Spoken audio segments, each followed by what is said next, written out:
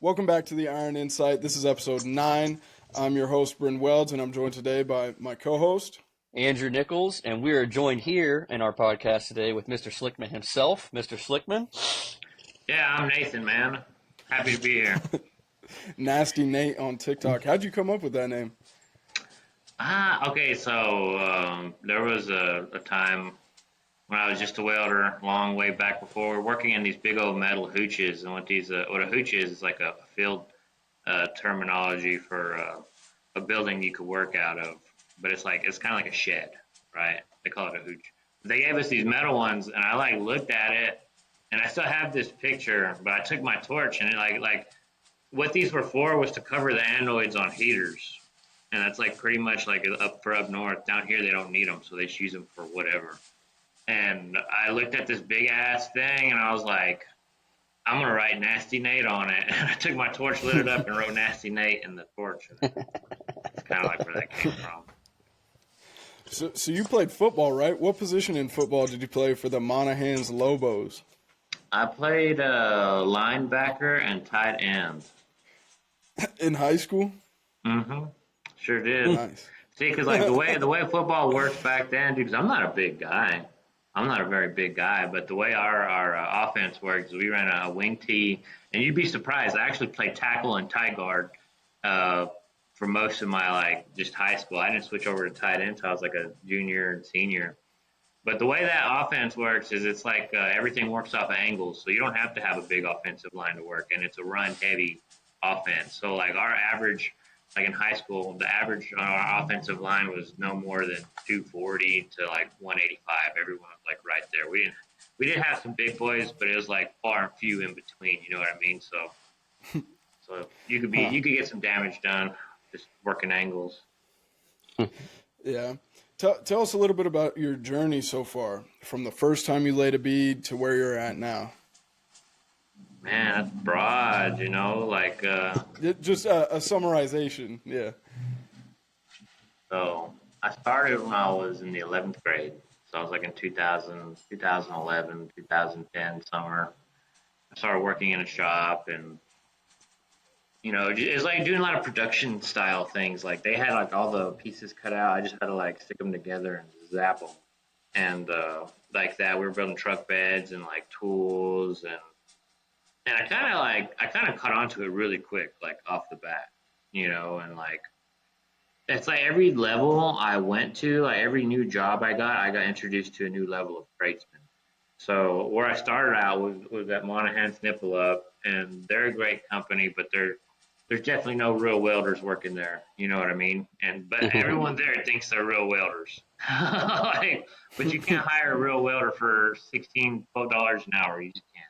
You probably get somebody that can weld, but they're not a welder per se.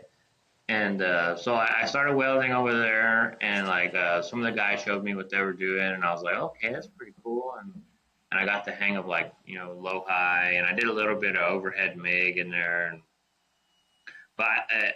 So they kind of divided us up in sections. If you can MIG weld, they let you stick with MIG, but if you had even a half a talent at a stick rod, they stuck you on stick because I guess for the higher priority stuff that 16-year-olds should be welding. And what's it called? Yeah, I just started doing that, and then I did that for a summer, building beds and just basically learning how to stick metal together. That's about all I learned how to do over there. And then that's at 16. Did they let you work full time at 16?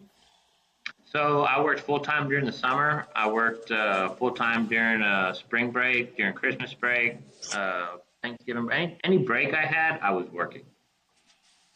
And then that's what they let me do at Nipple Up. Any kind of school break I had or after school, I'd go to work and weld. And then so after I left Nipple Up, I thought I was the bee's knees when I left Nipple Up. And one of my buddies, my best friend, his dad hooked me up with another welder gentleman, which his guy is basically he built the core fundamental of my welding knowledge. He really built the base of it and really established a good platform for me to take off in the direction I did.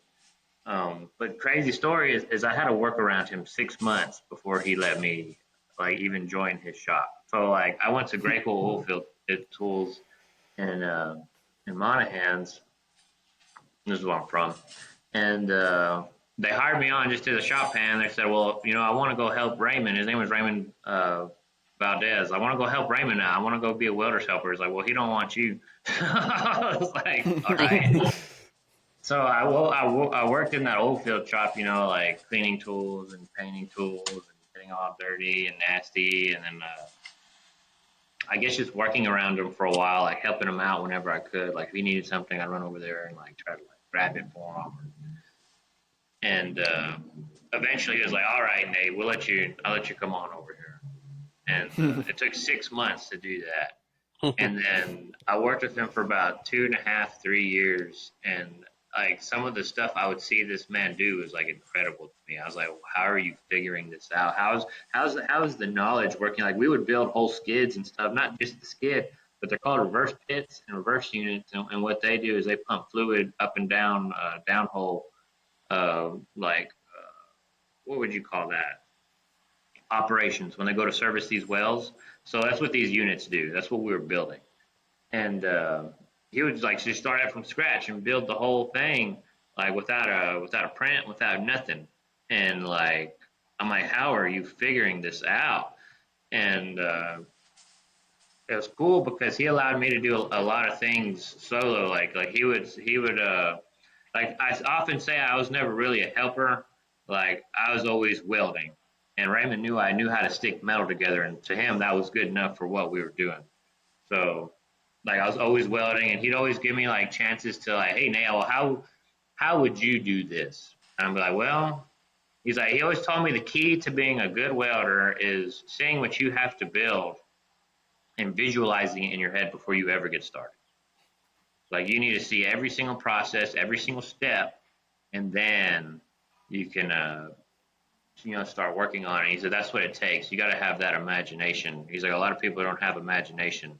They can't tell you how to build something before they even start it. And so I was like, okay. So he kind of like worked me up into building that type of imagination by like giving me these like say it's a littler job or a smaller job, like not necessarily a whole reverse unit. Maybe it's like a bracket under a pump or something. So how would you do it? How would you fix this?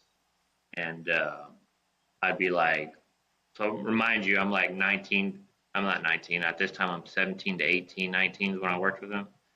And at that age, I knew absolutely everything there was to know about everything, right?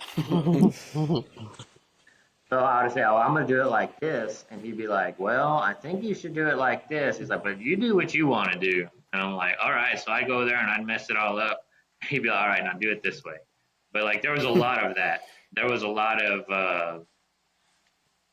that type of like learning, like, I guess I don't know what kind of learning you would call that, but it's that's what really helped me out was like having just that guiding hand that Raymond he was always and not just welding aspect but like just life in general and like how to be a good person and all this other stuff he was teaching me. And it was really cool, man. It was really cool to establish that relationship, and I got a whole lot of knowledge off of that man. And then it pretty much got to the point working at Graco where, see, because I was already building trailers, I was fixing anything that old company had to offer, I had already done it.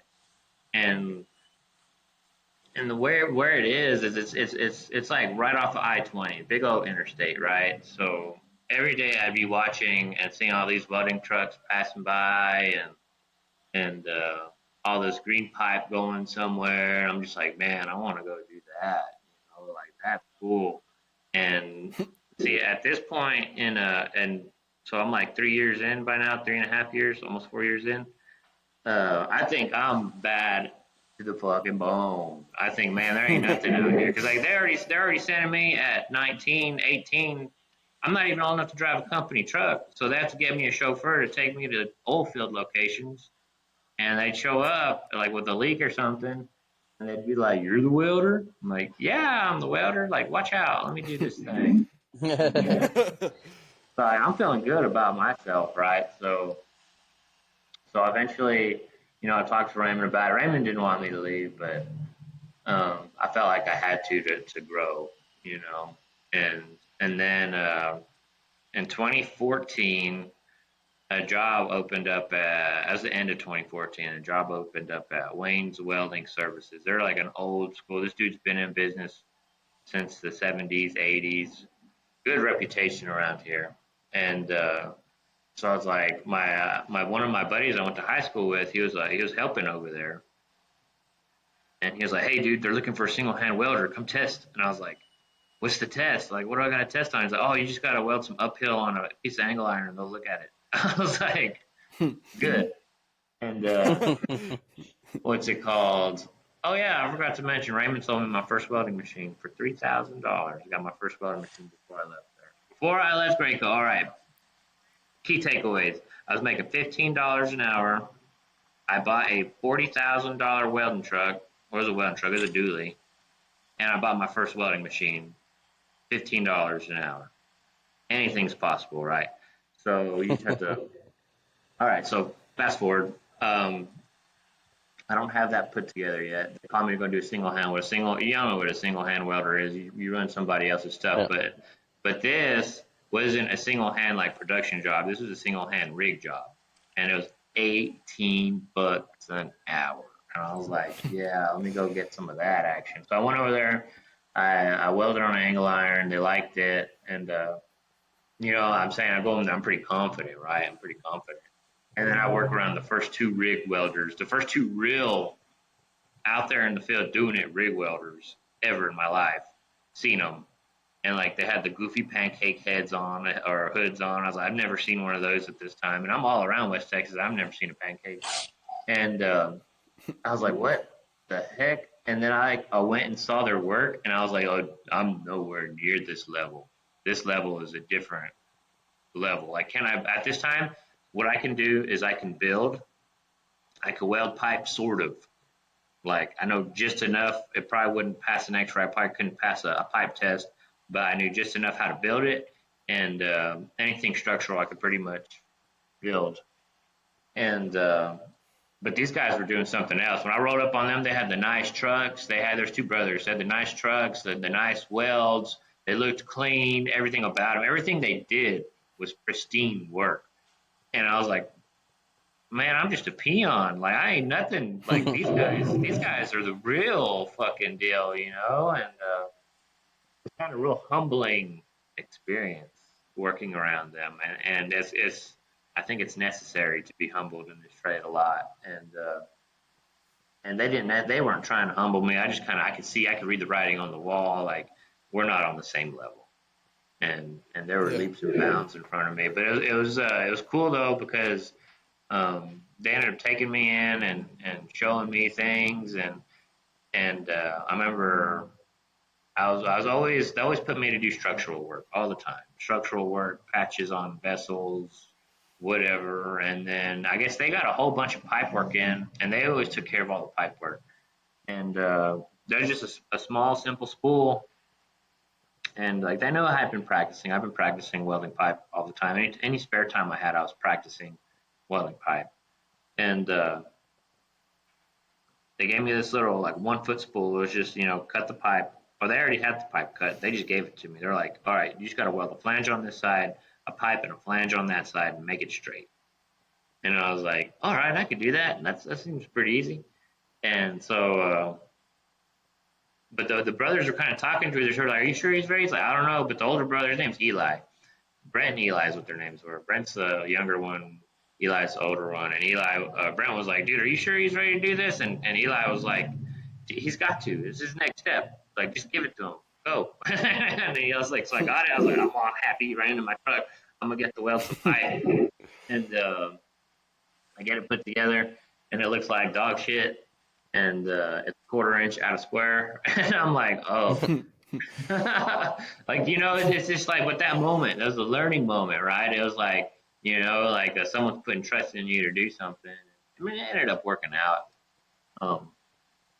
but that was just another step, right? I was working at Wayne's because then not only did I learn how to weld, but I was also learning how to work customer relations, because the way that would work was people would call Wayne, Wayne would send me, I'd go to work remotely, and then I would establish relationships with whoever I'm doing the job with, and then it got to where they would call me, and I'd go like we wouldn't necessarily have to talk to Wayne anymore, because now they would just call me directly, kind of cut out Wayne, and then I'd do the work, and then I'd submit my invoices to Wayne. So it was like I learned kind of like how a business operates, how to establish that relationship. And when I started my own company years later, I can tap into that same customer base, and it worked. They helped me get work with my company, you know.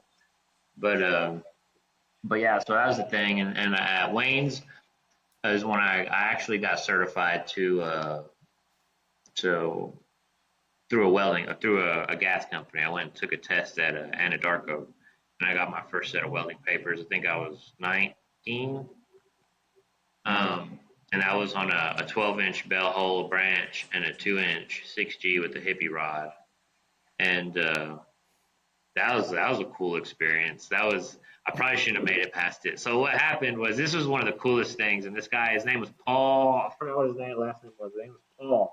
He worked at a testing company out here. Everyone knows Paul. And so I show up. I'm the youngest guy there. There's like two old school hands doing some in-service testing, and a pipeliner welder next to me testing for some pipeline somewhere. And I'm just testing to go to work at Anadarko. And those two old cats are the first ones out. They're out of there by like 12 o'clock, like super quick. And then it's just me and this pipeliner. And dude, this dude is just running his mouth the whole time. I'm like he count out. He's got the khaki pants on. It looked like a pipeliner. And just running his mouth the whole time. And he's going so slow. Like, I had my button, my branch whooped out.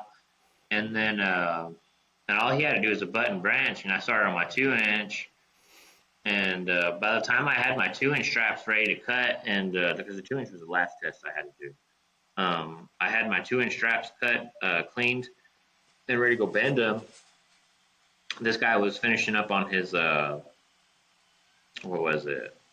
On his bell hole, or I don't remember what it was. But anyways, I went to go bend this thing, and it snapped in half and shot out the machine. And so he pretty much, he went outside, and then that welder went outside, left the building, and then he bent my straps, and one of my straps, 3 of them bent good, one of them split open a little bit.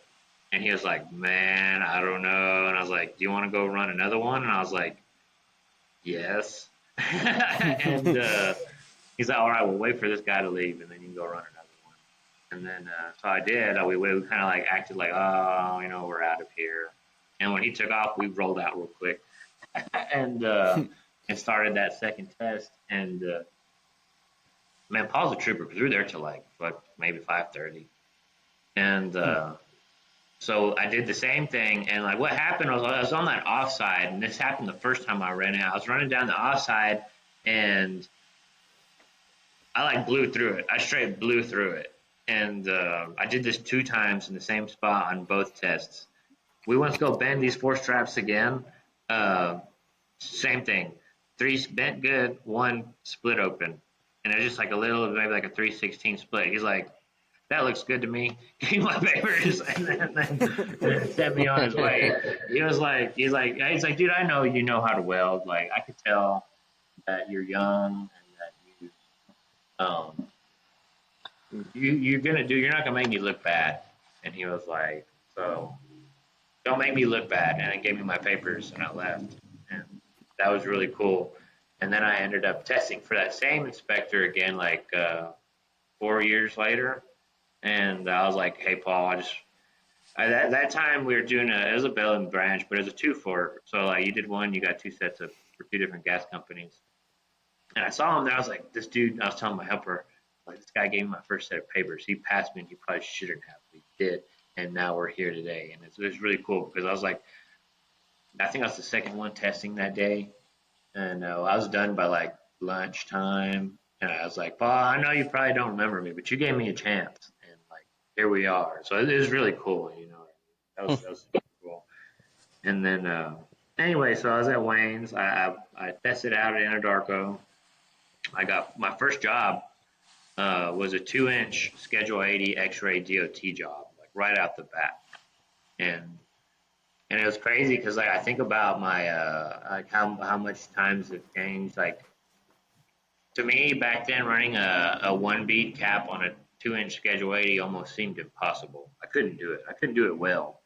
And the inspector there, he was like the same deal. He's like, look, don't worry about what Eli's doing because I was working with Eli. He's like, put 2 beads on it, so it passes. I was like, all right, I can do that. And that's kind of like a baptism by fire. 2-inch is the worst possible pipe to work on, and then it was all 100% X-ray, so that sucked.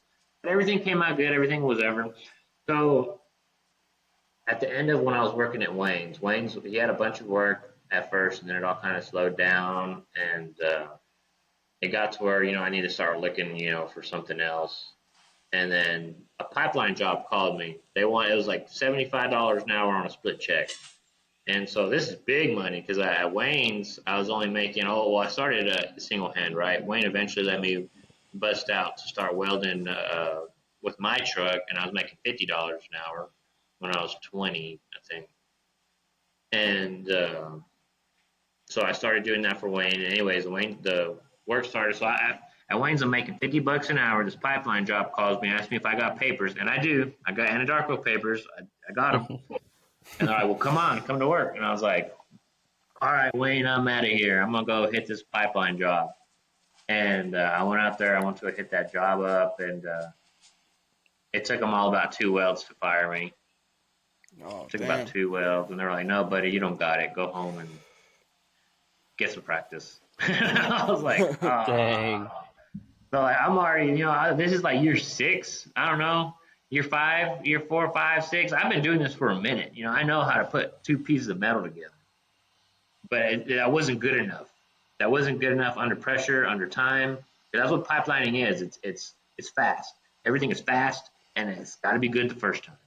So there's no, I left a buck. Oh, sometimes you leave a buck while you grind it. But if you mess up a whole side and everyone's taking off on you, they're like a quarter mile up the road, and you're still over here fucking with this weld. That's no good. That's not how it works. They will get rid of you so fast, and they did. And so I put together those 2 welds. Inspector came and looked at it. He said, we're cutting out both of these. So the welders up front had to come back and redo those, and then I had to do the walk of shame out of there. And that was also real humbling because, like, at the time, I thought, well, it was the same thing when I left Graco. I was really feeling good about myself and my abilities and what I could do. And, I was 20 years old making $50 an hour. Who does that? Not a whole lot of 20-year-olds do that. Or has the knowledge to do that. And I felt like I was there. I had it. And then that was like, well, you don't got this, buddy. You don't got it to do this. And so, again, it was real humbling. I went back. I was like, hey, Wayne, I need a job. And he's like, well, come on, come to work. and so I stayed at Wayne's for like another 6 or 7 months. And then I broke into another side of the pipeline industry. It wasn't pipelining itself on the main line. It was building like the fabrication, like the pig launchers and the receivers, and for the pipeline. So what those are is, I don't know if you know anything about pipeline, but it's just the fabrication that when the line's coming up out of the ground, it has like a bunch of instruments on it, and they load these pigs in and shoot it down the pipeline and cleans the pipeline. So we were building those. So it was way slower. They're looking for people with Anadarko papers, which I had, right? So I went over there, and they told me right off the bat, look, like this X-ray tech, he's a douche, and so just take your time and do everything well. And I was like, that's what I can do. I can take my time, and I can do everything well.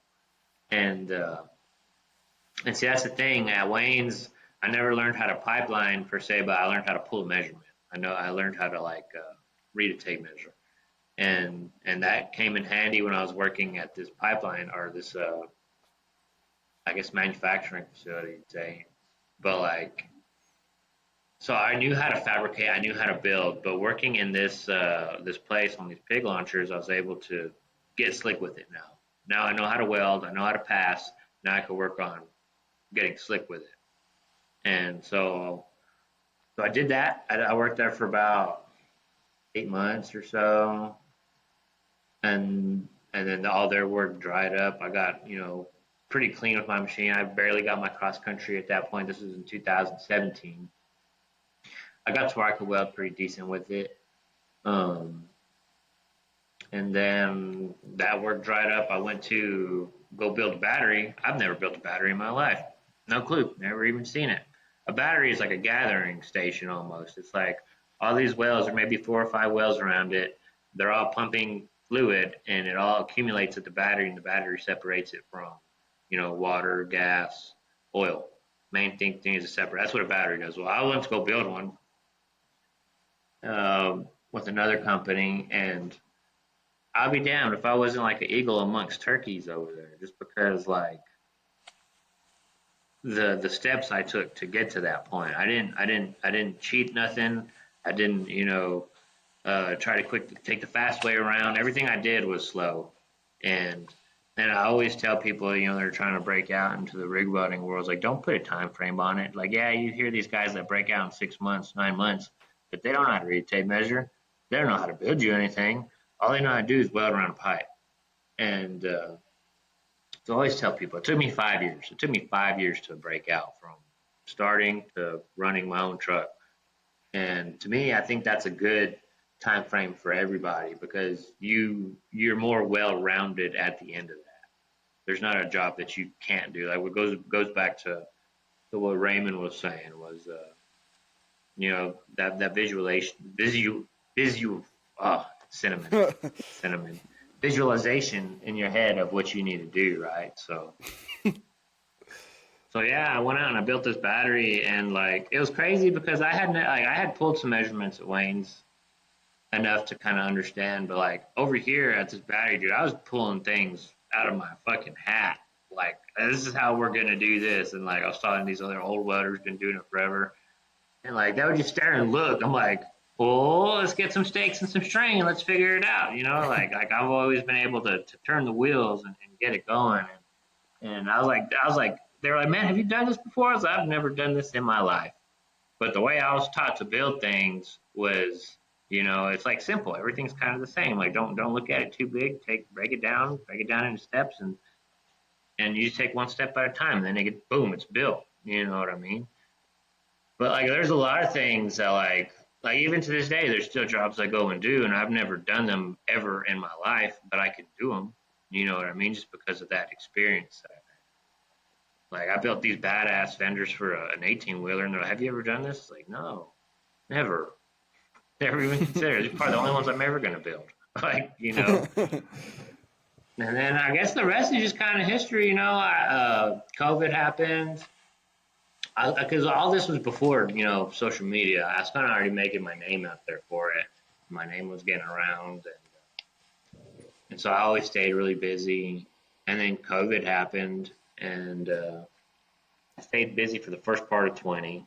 The second part of 20, I didn't weld for like 8 months. I actually went back into doing like regular oil field work, which that sucked. That was terrible. As like everything about the job I want to go do was like, it reminded me of why I chose to be a welder. I was like, why was that? Was that because? Okay, because remember when we go back to Graco, I was working in that oil shop for 6 months. There's grease on everything. Everything is dirty. You go home smelling like sulfur. Like, it's just all these chemicals, and like washing your hands and diesel and grease, and it's like, I don't like that. I don't like jumping in my car and getting grease stains on it. I don't like the way the sulfur makes my car smell. I don't like that I can't wash my clothes in my home washing machine. I got to take them somewhere that says oil field on it to wash my clothes in it. It's just not the life I want to live. It's not. There's a better way out there. What made you go back to that for that time?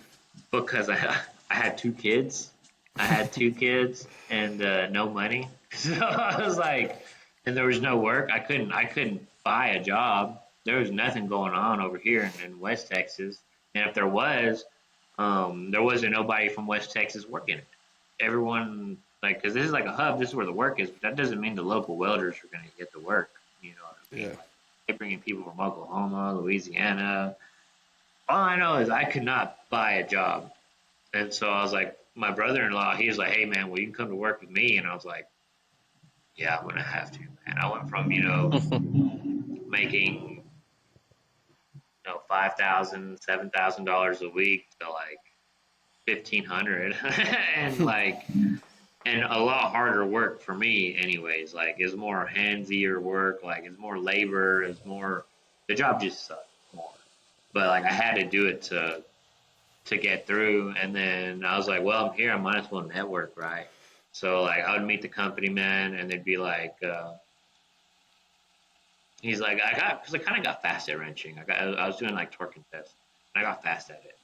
And the company man said, hey, dude, you're pretty quick at that. I said, you think I'm quick at this? You ought to see what I really do. And he's like, what do you do? He's like, man, I weld. And he's like, you're a welder? I was like, what are you doing out here? You're a welder.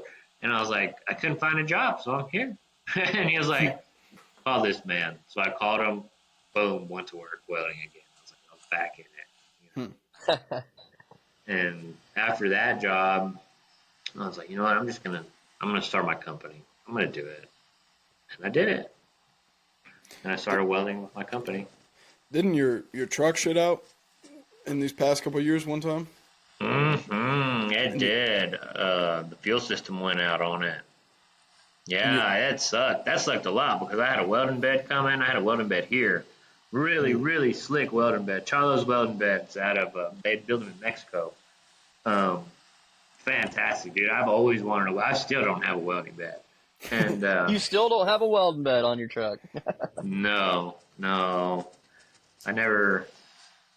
I kind of got used to working out of a tub, and then like I had the welding bit there. It was in my buddy's shop. I clear coated it. I put the actuators on it to where you just pull it and the lids pop open and stuff. And I had it nice, man. And then that fuel system went out, and I was like, I need money for a new fuel system, because what ended up happening there was usually if you get bad fuel, one or two things will happen: the gas station will cover it, or your insurance will cover it. Okay, well I got caught right in the middle of them.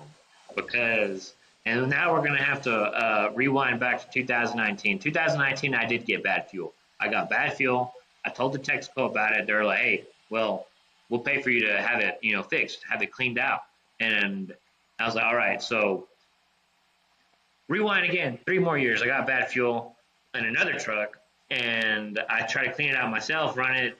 Lo and behold, that truck ended up blowing up because of the bad fuel. So fast forward to my new truck. I'm in it. I see the water and fuel light turn on. I turn that motherfucker off and have somebody come pick it up. I'm like, nope, not doing this again to this truck. So by now I have a second go around with this. I call the fuel place. They're like, yeah, we'll clean it up. I got it set up before they got it cleaned out.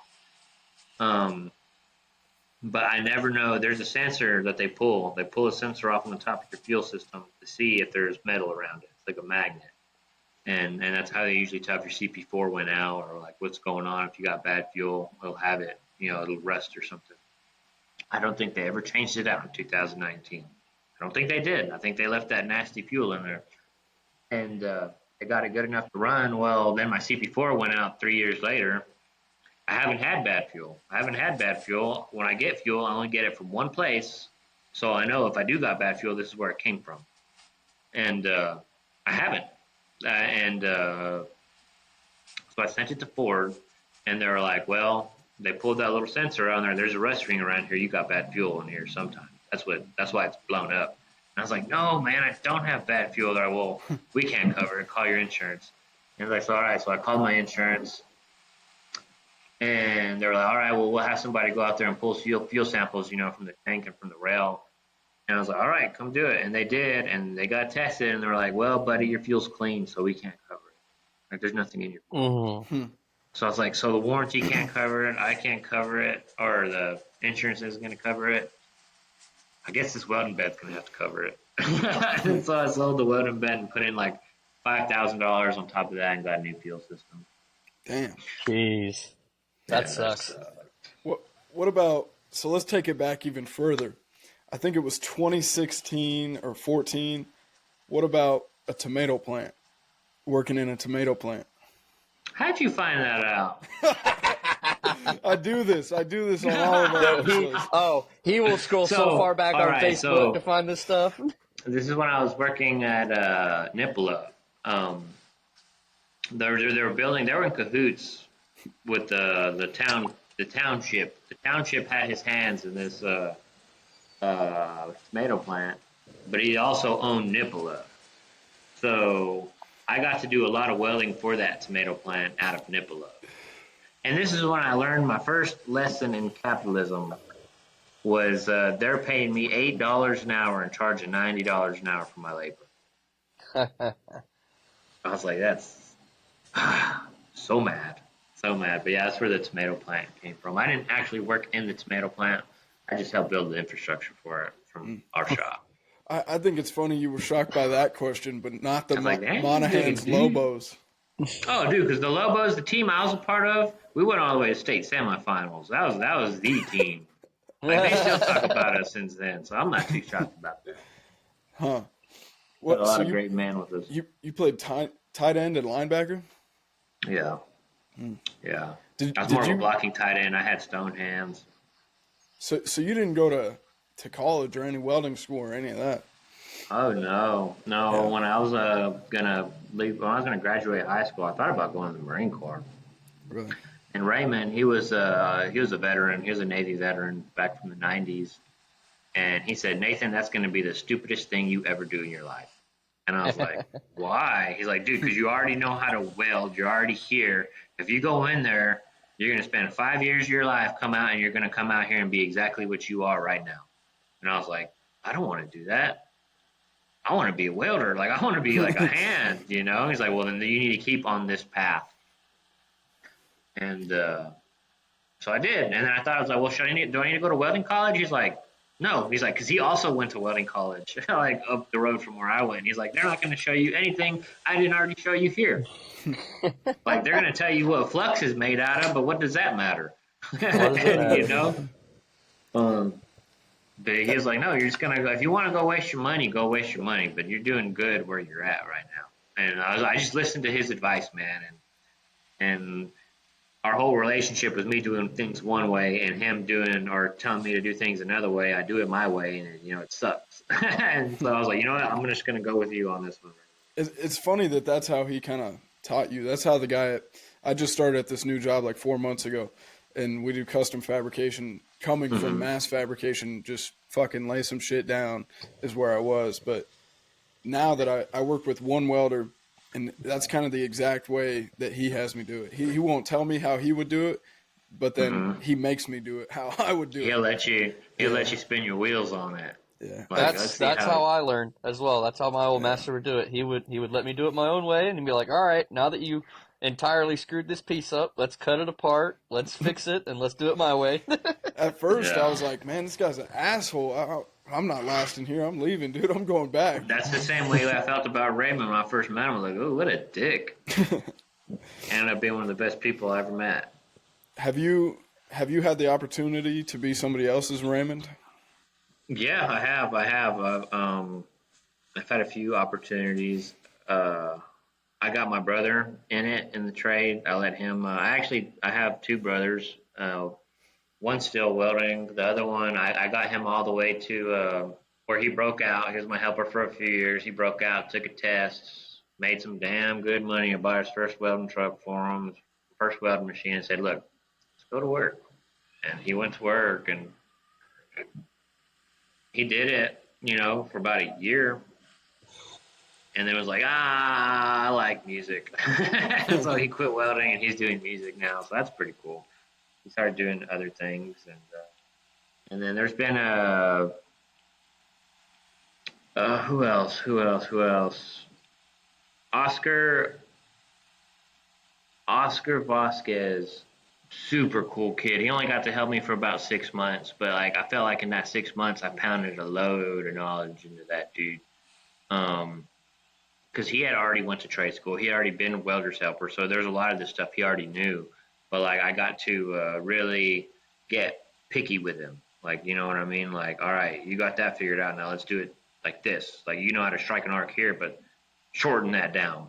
Come right here. And like now we're just really getting to the nitty gritty about things. There's welding, and then there's like striking arc within a 1/4 inch. You know what I mean? There's like things like that.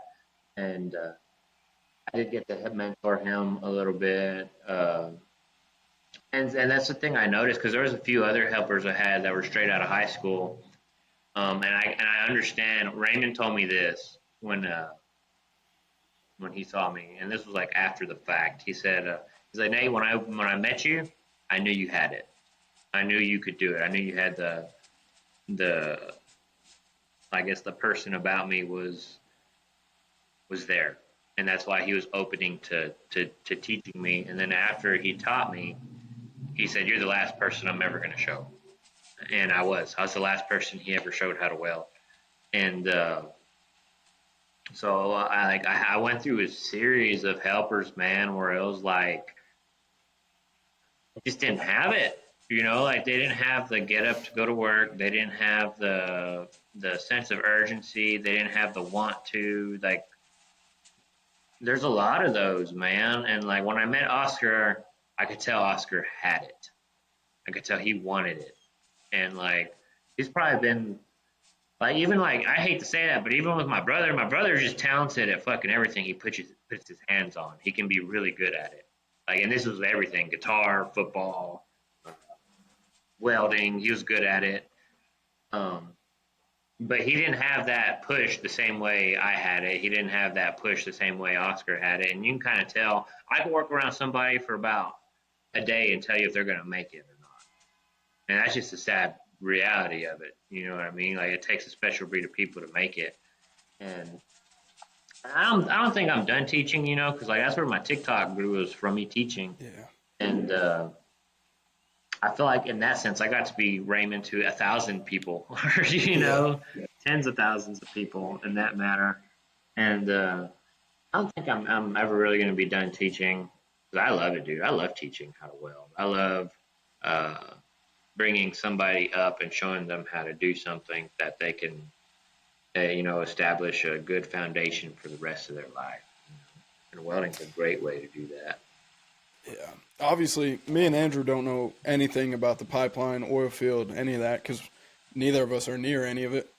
What's a normal start to your day? What time is that in the oil field industry? Usually when the sun comes up, you need to be there before the sun's up, and then when the sun comes up, it's about when it all starts. Yeah. Huh. And that just depends. I worked for that place I went to go do the slower fabrication outside of Wayne's. They started at 6 o'clock in the morning, and they had light towers up. And you need to be welding at 6 o'clock in the morning. That sucked. That was the only job I ever had to do that on. Everyone else is like you show up, you're in your truck for like 20 or 30 minutes until the sun comes up, and then go to work. Get your jacks off the truck. For some listeners that might want a pipeline, kids in school or something like that, because that's friggin' common now. Me and Andrew went to the same college, and that's how we know that is like almost everybody there is either wanting to pipeline or they want to go to WWA after community college. So what would you say? What are some of the expenses before you get in? Obviously, you got a truck. You got everything on your rig, your tools. What's the cost like? You could probably get into it for around, if you don't have a camper, about 15 grand probably. I got a truck out here, perfect starter truck. It's a 97 7.3. It's not fast. It's got a welding machine on it. The whole unit together is probably worth $15,000. But you can get, $4 grand a week off of it easy. Mm-hmm. But like, so you're talking about like the cost of it. I think what the cost of it is just learning how to do it. It's making the right connections on how to do it. Because like, if I wanted a pipeline job, I know how to weld. And this is the truth. This is the truth for a lot of pipeline welders. We all know how to do the job. It's finding the job. Because even seasoned pipeliners that have been doing this for 10 years fall into ruts where they don't work for 2 or 3 months because they can't find a job. They can't find a pipeline job. And that's why when I started welding, I never wanted to be called a pipeline welder. Can I pipeline? For sure. For sure I can pipeline. But I always tell people, and this has been my experience in the pipeline industry, if you got 100% of pipeline welders maybe 30% of them can fabricate. Out of that 30% that can fabricate, maybe 10% of them can pull a tape measure. So I think it's like you need to that's make funny that yourself more versatile. Yeah. it's funny that you say that because I'm following Slag Slinger, his whole debacle Mm-hmm. with all the pipeliner guys and people ragging on him for not being a pipeliner and stuff, and Mm-hmm. he's always making those jokes. Well, can you fabricate? Can you do this? Can you do that? Can you even run a tape measure? And it's like, yeah, well, I maybe you mean, don't want to be called a pipeliner. there is truth to that, but like I know when I was coming up, like now I don't care if they call me a pipeliner or what they really call me because I always felt like I was pretty well rounded. I can handle any of the jobs Slag Slinger does. I can handle any of the job any of these pipeliner guys do. You know what I Yeah. mean? But there is a little okay, like I like the word debacle. That's funny. I have a lot of experience pipelining, but I took a break from it, and for 3 years I just fabricated like oil field fabrication. I went back to pipeline, and them old boys was dragging me around, son. Like, and see now when I go back to pipeline, oh, that's NastyyNate. He's some kind of badass welder. Like, well, number one, I am. Number two, there's a difference between being in welding shape and being in pipeline shape. And I had to whip myself back into pipeline shape real quick because for like a solid 3 days, everyone was waiting on me, waiting on me, waiting on me. And I'm like, oh man, like this sucks. But it's like, it's what it is. It's like even for somebody with as much experience as I have getting into it, uh, it's still like if you're not just doing it all the time, you lose it. You know what I mean? Like I still know how to weld, but now I had to weld fast, super fast. And so I was thinking, I was like, man, what am I doing wrong? What am I doing wrong? And I was like, you know what? I'm just gonna go back to my 2017, 2018 pipe settings on my machine. I went over there and rolled my pipe machine over, and boom, I was right back in it. I was right back in it. And then now I'm finishing first. Now I'm not finishing second. I'm damn sure not finishing last. And and I just said, that's just how it is. It's real fast. It's real cutthroat. And even for someone with a lot of experience, it can be tough. For those that don't know, Nate's in a band. You're a bass player in a band, right? Gone by Nine. I am a bassist. But instead of the E in the 9, it's the number 9. Yeah. How long you been in that band? Groovy. Since 2020, maybe the end of 2020. Huh. It's pretty good music. Yeah. There's a lot of welders that are in bands too. You got Bo Wigington. Oh yeah. With Weld.com, and is this your first podcast you ever done? No, I did one with Weld. I did one with Ty Linker on Out on the Row. Mm. I think that was it. I think I just did those two that I know of, and this one. I'm trying to start to do more podcasts. I'd like to do more podcasts just to get the brand They're out fun, there. aren't they? They're a Yeah. lot of fun. Dude, I could do this every day. I could talk Yeah. about it. We had Chris from Wellbros on. I don't know if you heard that one, but Yeah, I did. The second I woke up, I saw it dropped. I was like, where do I get it at? And Chris told me. And so I went and listened to it. Me and Chris, man, Chris is so cool. Chris he's a big inspiration for me. Yeah. well, you guys both kind of started at the same time. Maybe not. Maybe you hadn't So I launched started yet, with welding way before Chris got started, but that's when I was just welding. And then I think when Slickman was birthed and Wobros was birthed, I think they're maybe just a few months apart. And I remember Chris reaching out to me, and I didn't know what Wobros was or who it was or what it was gonna be. But he sent me a picture of one of his shirts, and he asked if he could send it to me. And at the time with Slickman, I was like, man, like I want to help this guy, but I really need to focus on marketing Slickman. Like anytime I market something else or say something, it throws off my algorithm. You know what I mean? So I was like, yeah, man, it's a nice shirt, but I don't think I could do anything with it. And he goes, oh, that's cool. And just it's crazy what it turned into, man. Like now, if I have any like business questions, Chris put me on books to read. yeah. Like, dude, he's really super cool, dude. Yeah, he Absolutely, did he the is. same for us with books. Mm. Do you sell out of that location? No, this is I just package and distribute out of this location. I don't have it open to the public, which I need to take because I got a big old Slickman logo on the front of this thing. I just need to take it down. That way people stop Oh, walking in here. people walk in there. Yeah, they'll be like, "Hey, are y'all open?" I'm like, "No."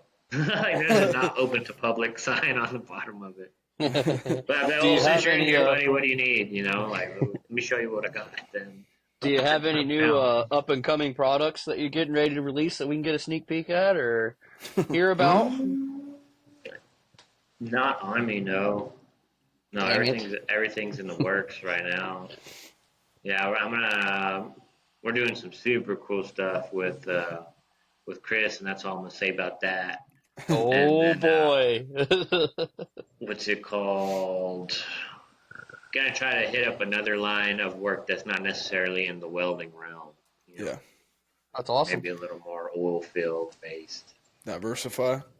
Absolutely Hmm. love to see it, man. Love to see every video you come out with. I really like the driver's gloves that you came out with. The has the flannel inside, I believe. Hmm. Those are really cool. I like I those. just saw that too. Somebody Yeah. made a video on the I TikTok got that shop with it. idea from a roofer in Montana. Really. Yeah, he was I like, just "Hey, dude, you should do this," and I was like, "Why not?" I So saw that and I I was did like, it. you know what? That's pretty badass. I'm not gonna lie. I could if I wasn't living in Florida and I needed a pair of gloves, I might actually get a Hmm. pair. Yeah, It's hard yeah, to they're keep all right, stock dude. They though, look huh? super nice. On my so like that's like the driver gloves. So it's kind of like the gloves I've been marketing and marketing well. They go super fast. They go super fast. Like I'm telling you, this whole wall behind me was full up in a week. It was gone, and that's between the welding supply stores I'm in and then everybody online. I'm actually to a point right now where I'm not taking on any more welding supplies Wow. because I don't want to not necessarily hurt, but I want the people that got me started, which was my online community, able to buy the gloves. And if a welding Absolutely. supply comes and buys, you know, 500 pairs of gloves from me, well, that puts a dent on what can be sold to my online people that have been supporting me, that got me to this point. So, I mean, I love being in every single welding supply we're in. That is super, super cool. And I'm going to maintain those relationships because I always take care of the welding supplies first. Like I'll get my gloves in, I'll separate for the welding supplies, and then whatever's left goes to online. But we're to the point now where I'm not going to take on any more welding supplies until we just get I'm probably going to be in a warehouse by then. That's what I'm thinking. Yeah, I got this question for this is more towards you and Andrew can both answer this because I don't own a business. Um, you both own companies. What was the transition like when you decided to go full time? Scary. This is scary, but it's something that I've done multiple times. Like going from a company welder to a rig welder. That's your first transition. That was scary because now I'm leaving the security to now I'm defending for my own. And then that was another transition leaving from rig welder to company owner, rig welding, was now I'm leaving the security of these people I'm working with to start my own business. Mm-hmm. And then when I started doing that, because I was already high voltage welding and fabrication was full blown in swing of things when I started the Slickman, and I ran them both for about a year before I was like, you know what, these gloves are way more profitable than high voltage, and high voltage is it's bad for my health. You know what I mean? So it was kind of like scary leaving high voltage and just to focus on Slickman, but it's kind of like once you're there, it's awesome. You know what I mean? Like if you're gonna go, you gotta dive in feet first and really, really push at it. Like no one's gonna do it for you. Like those driver gloves, man. Those 1975 gloves. I've had them for a minute, and I just keep looking at them and looking at them and looking at them. I'm like, man, what can I do to sell these things? I'm like, well, what did you do with the 716 and 820 that you haven't done with that one? And I'm like, just talk about them more, just market them more, just say more things about them. And then I did that, and now they're going. So it's like I just have to. I know we're in the off season for them, which kind of sucks. So I thought about just straight up pulling them off and keeping them into the winter. But they're going right now. And the book Chris told me to read, I read it, and I was like, whoa. So it's like once you get there and you start working on it, and it all starts happening, it's a thing of beauty. You know what I mean? Yeah, Absolutely. I don't understand how you can manage your time between Slickman, the band, your family, social medias, all that. It's got to be difficult. Oh man, and then add welding into that, and it's worse. You still weld? No, not. I welded a little bit last month. I did a little pipeline last month. Um, but like, because there was a time I was doing all of that. I was doing everything. I was doing the social media. I was welding with high voltage. I was doing Slickman, and the days are short. The days are really short.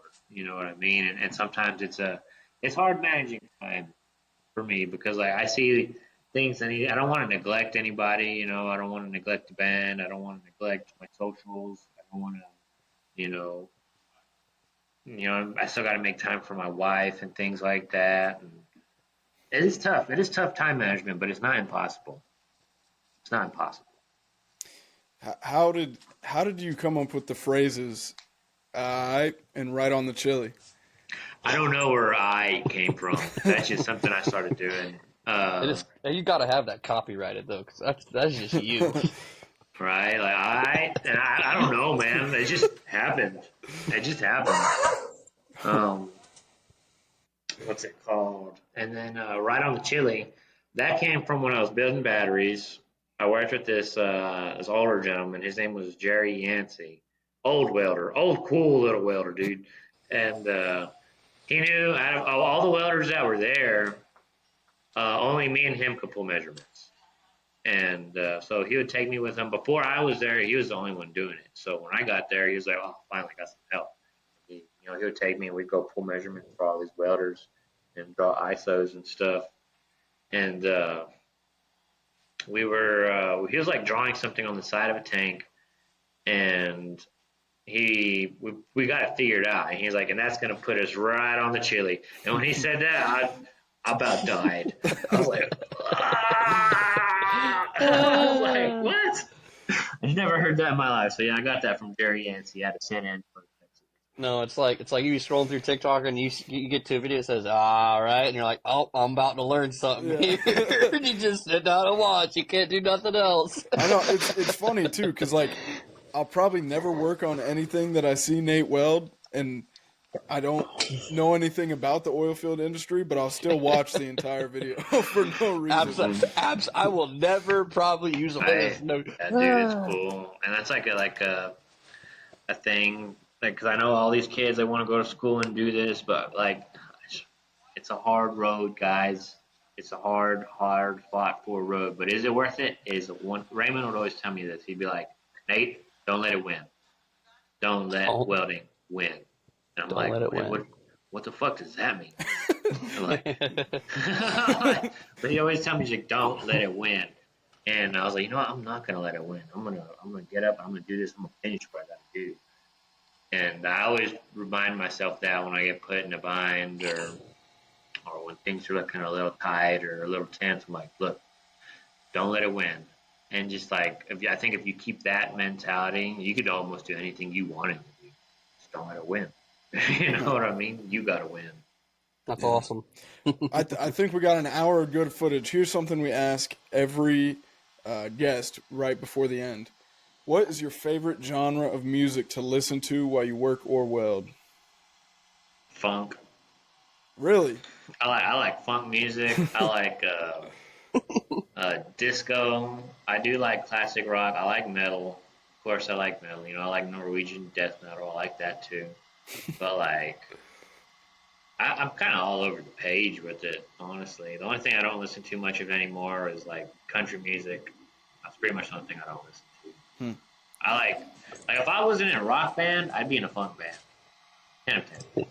The next band I'm going to be in is going to be a funk band. Some kind of psychedelic band. Well, thank you for listening. Everybody listening, start your week off right with the Iron Insight.